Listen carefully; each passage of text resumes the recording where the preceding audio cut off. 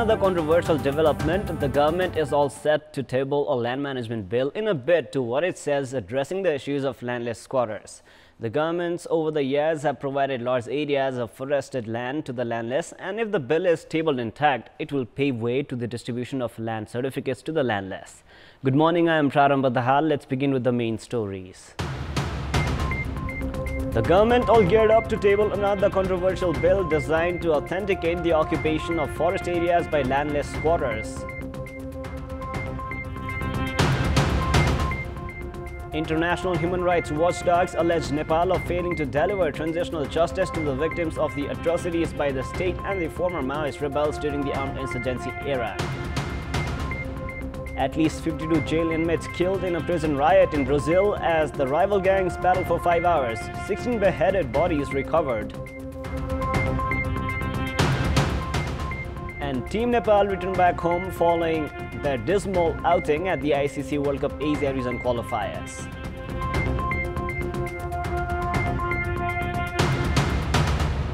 Let us now begin with the latest national political updates.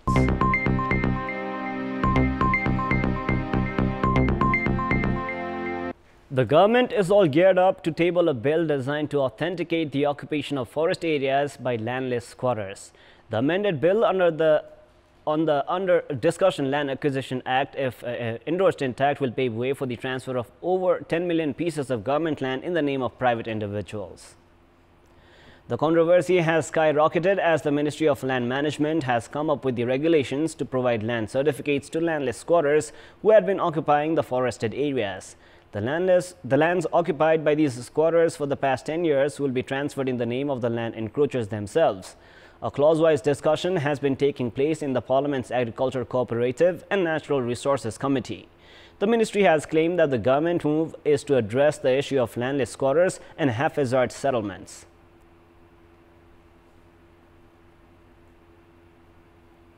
हाम्रो अहिलेको उद्देश्य के हो भने यस्तो किसिमको अनौपचारिक भू सम्बन्धलाई व्यवस्थित गर्नुपर्छ। एकपटकका लागि हामीले विगत लामो समयदेखि बसोबास गरी आएका व्यक्तिहरू जुन जंगलको अहिलेको जंगल होइन, अहिलेको जंगलको क्षेत्र होइन, त्यस्तो क्षेत्रमा स्वाभाविक 50औं वर्षदेखि बसोबास आएका छन् भने राज्यको कर्तव्य हुन्छ उनीहरूको बसोबासको व्यवस्था गर्ने। त्यसैले अहिले चाहिँ हाम्रो यो प्रस्तावित ऐनमा एकपटकका लागि हामीले त्यस्तो समस्या समाधान गर्नुपर्छ भनेर प्रस्ताव गरेका छौं। The move is all set to authenticate forest encroachment and further bolster the morale of the land encroachers. This is also likely to invite conflict between local people and the landless squatters. Many forest areas in Dangs, Bhaluang, Saljhadi, Murgia, among other places, have been turned into flourishing human settlements by the landless squatters. According to an estimate, some 10 million pieces of land, whose total area is yet to be measured, have been occupied by the land encroachers. 4 of the international human rights organizations have stated that the government of Nepal has failed in delivering justice to the victims of the decade-long armed insurgency. Amnesty International, International Commission of Jurists, Human Rights Watch and Trial International issued a joint press release stating the government had not initiated necessary steps towards taking actions against all those individuals involved in the violation of human rights during the conflict era. The 4 organizations have also raised questions on the process undertaken during the appointment of the officials at the Truth and Reconciliation Commission and the Commission of Investigation on Enforced Disappeared Persons. The organizations have urged the government to amend the laws for both of these commissions according to international laws and as ordered by the Supreme Court. Likewise, the organizations have also urged the government to prepare for a periodic plan for the commission's future that ensures delivery of justice to the victims. The Judicial Council has formed 2 separate committees to speed up investigations on 4 justices. The meeting of the Judicial Council held yesterday decided to form the committees that will investigate on the decisions given out by 3 justices of High Court Pokhara and another justice from District Court Kathmandu. One of the committees, led by Justice Sapana Pradhan Malla, will investigate on the decisions issued by Justices Jiwan Hari Adhikari, Ramchandra Yadav and Norbahadur Shai of Pokhara High Court. Adhikari, Yadav and Shai have been accused of issuing verdicts in favor of private companies in cases involving excise duties and thereby hampering the state's revenue collection.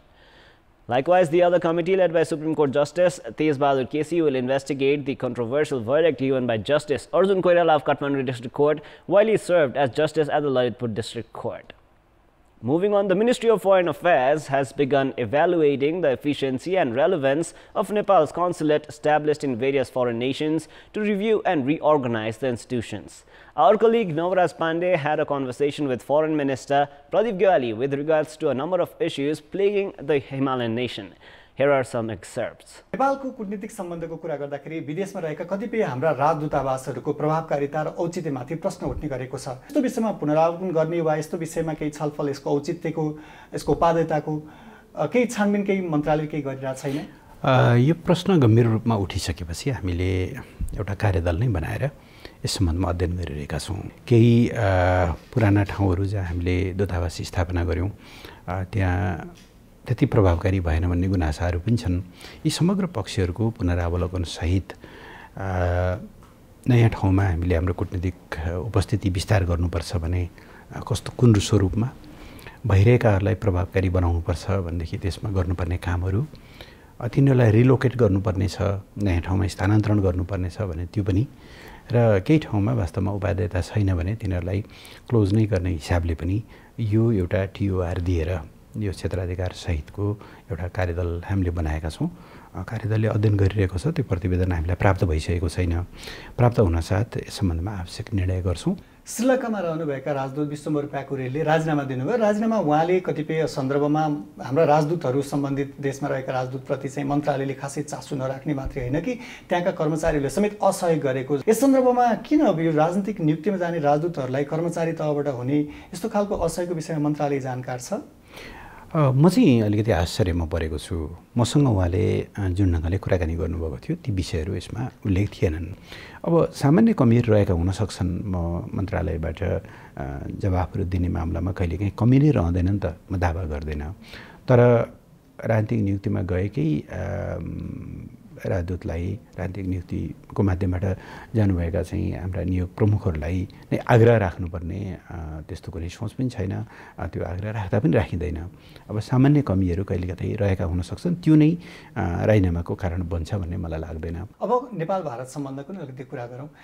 छिटै भारतबाट नेपालमा उच्चस्तरीय भ्रमणको सम्भावना छ भनेर धेरै चर्चाहरू पनि भएका छन्।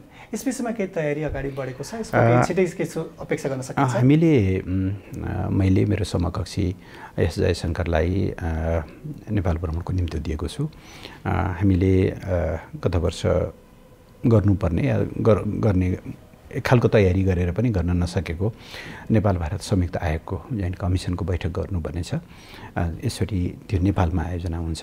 त्यसो भएर हामी सकभर भदौ महिनाभित्रै यो बैठक चाहिँ आयोजना गर्ने गरी अहिले छलफलहरू गरिरहेका छौँ। मिति तय भइसकेको छैन, तर म आशावादी छु हामीले छिटै संयुक्त आयोगको बैठक बस्नेछौँ। सँगसँगै सामान्य राष्ट्रपतिजीको तर्फबाट भारतका महामहिम राष्ट्रपतिलाई हामीले निमन्त्रणा गरेका छौँ र सम्माननीय प्रधानमन्त्रीले भारतीय प्रधानमन्त्रीलाई पनि नेपालको र अझ खास गरी लुम्बिनीको भ्रमणको निम्ति दिनुभएको छ। मलाई लाग्छ यी सबै भ्रमणहरू समयक्रममा हुनेछन्। तिनीहरू एक किसिमले पाइपलाइनमै छन्। दक्षिणी सँगसँगै उत्तरी छिमेकी चीनतर्फबाट नि उच्च स्तरको भ्रमणको हुने भनेर धेरै चर्चाहरू पनि कुराहरू पनि आएका छन्। यसको लागि केही त्यस्तो ठोस तयारी वा त्यो सम्भावना के सम्भावना छ? यद्यपि मितिहरू तय भएका छैनन्, तर यहाँले भन्नुभयो जस्तो मित्र राष्ट्र चीनबाट उच्च स्तरको राजनीतिक भ्रमण नभएको लामो समय भएको छ।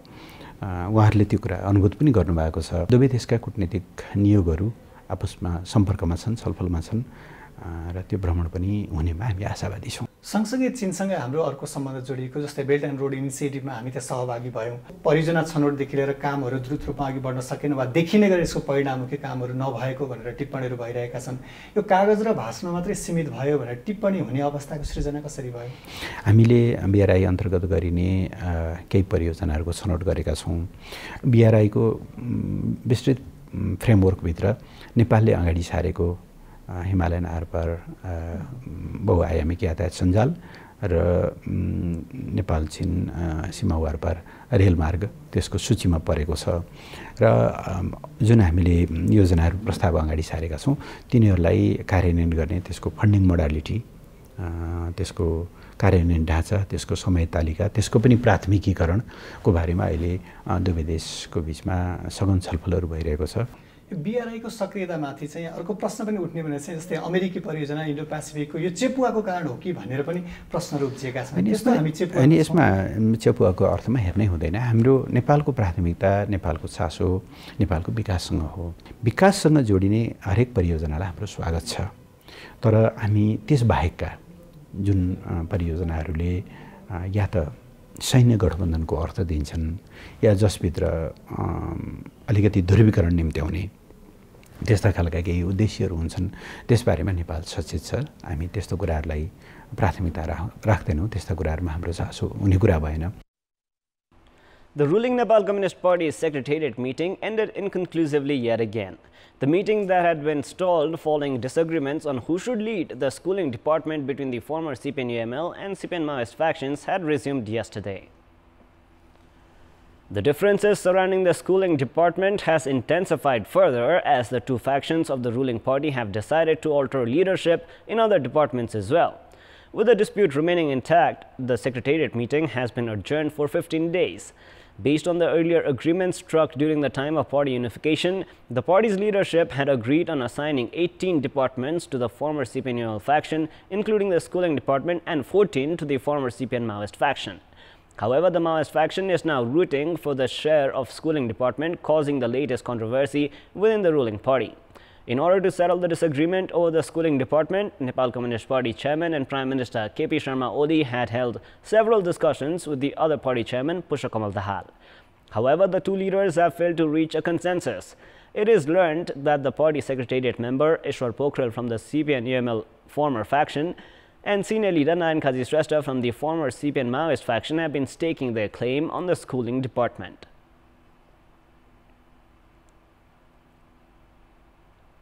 In the 11 months of the last fiscal year, foreign companies have taken dividends of 38 billion rupees to their countries by investing in Nepal. There is good possibility of making profits by investing in Nepal. However, the government has failed to bring in foreign investment into the country as it has been unable to provide trust to foreign companies. Only 11.8 billion rupees, in fact, in foreign investment entered the country in the last fiscal year. Various foreign companies had committed to invest 68.71 billion rupees in Nepal in the last fiscal year. However, only 11.8 billion rupees in foreign investment entered the country. The amount is 25% less than the amount in the previous fiscal year. Although foreign investment has decreased in Nepal, the foreign companies that have made investment in the country are reaping huge benefits. There is currently 293 billion rupees of foreign investment in Nepal. The dividends earned by the foreign companies come out to be 13% of the total foreign investment. The industries operating by foreign investment in Nepal has given employment to 258,000 people in the country. However, foreign companies taking home dividends of more than 200% of the amount invested as foreign investment has increased the balance of payment deficit. The huge dividends that foreign companies have been taking home indicate that Nepal is a safe haven for investment. The Nepal government had held an investment conference in the country to promote foreign investment and also amended some laws relating to investment. However, the administrative hassles the investors had been complaining about still persist, which has discouraged foreign investors from making investments in Nepal. In our Public Voice segment, we had asked the locals in Ribdikot rural municipality of Palpa district how have they found the performance of the judicial committee. Let us now take a look at what they had to say.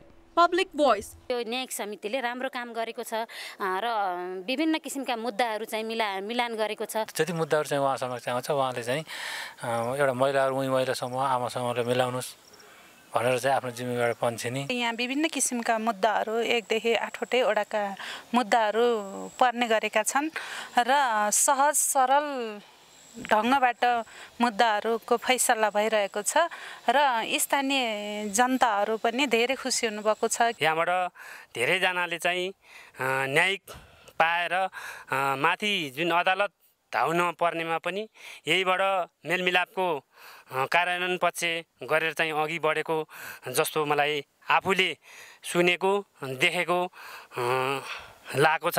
जे अधिकार छ गाउँपालिकामा त्यो चाहिँ नि उहाँहरूले चाहिँ नि अब त्यही अनुसार अगाडि बढ्नु भएको छ र राम्रै चाहिँ न्याय दिनुभएको छ। घरेलु हिंसाहरू सम्बन्धी पनि आउनुहुन्छ अनि सम्बन्ध विच्छेदका कुरा पनि यस्तै घरायसी उसमा आउने गर्नुहुन्छ र सकेसम्म यही जो मिलाउने प्रयास गर्नुहुन्छ त्यसमा सबै सन्तुष्टि पनि हुनुहुन्छ।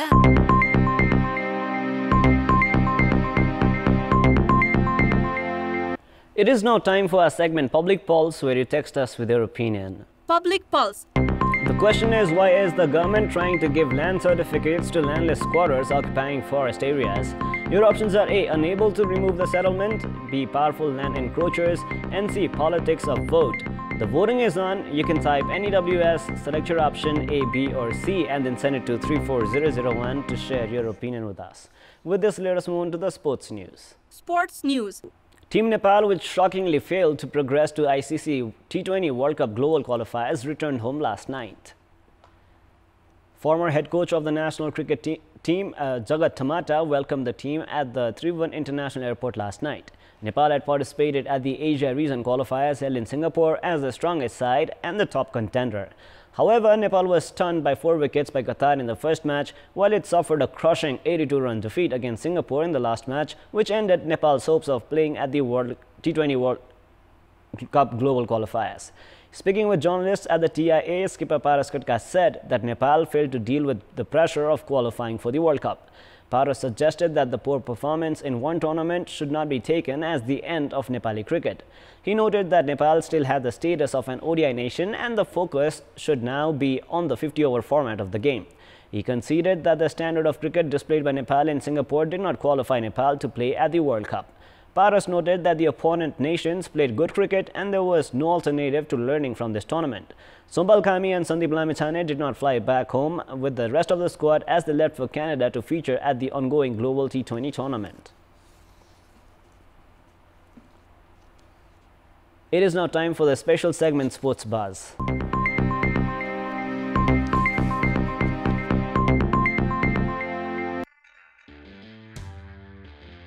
Nepal failed to qualify for the ICC T20 World Cup global qualifiers following a crushing defeat against Singapore. Singapore simply proved too good for Nepal in the last group match that almost carried the proportion of a final as the winner were granted a ticket to global T20 qualifiers. Singapore batting lineup included the players of the likes of Timothy David, who is of Australian origin, as he played a match-winning knock of 77 runs. However, it is now even common for top cricket teams to have foreign-born naturalized players, as world champions England themselves host a number of such players, including skipper Eoin Morgan, who is Irish, while Ben Stokes was born in New Zealand.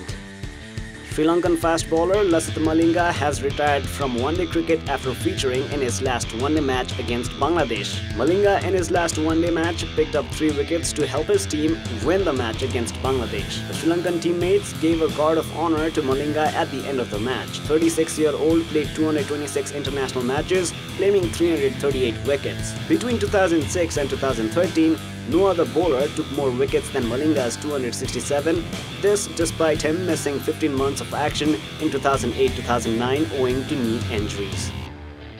Pakistan paceman Mohammad Amir has announced his retirement from Test cricket.